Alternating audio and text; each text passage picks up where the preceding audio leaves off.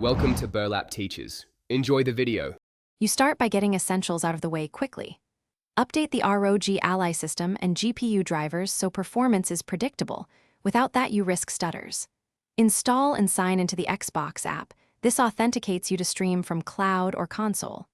Once done, choose a stable network, wired Ethernet, or a strong 5 GHz Wi-Fi connection to minimize latency. Now plug in your controller, enable Bluetooth or use USB, and proceed to link the device in the app. Next, you configure streaming settings and controller input. In the Xbox app, enable remote play for your console or select cloud streaming for Game Pass titles.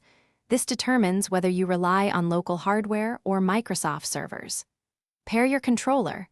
Bluetooth keeps cables tidy, USB-C gives lower latency, so test responsiveness in a quick menu. Then adjust streaming quality. Pick higher bitrate for crisp visuals or lower latency mode if gameplay feels lag. Finally, you optimize and verify a smooth session. Close background apps and set windows to high performance to prevent CPU throttling. That keeps frame timing stable. If you see network issues, switch Wi-Fi channels, move closer to the router, plug in Ethernet, or tether a fast mobile hotspot. If the stream won't start, sign out and back into the Xbox app, clear its cache, or reinstall the app.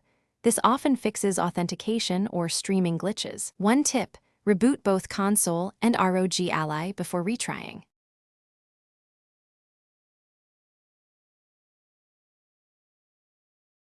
Thanks for watching. Consider subscribing if this video helped you.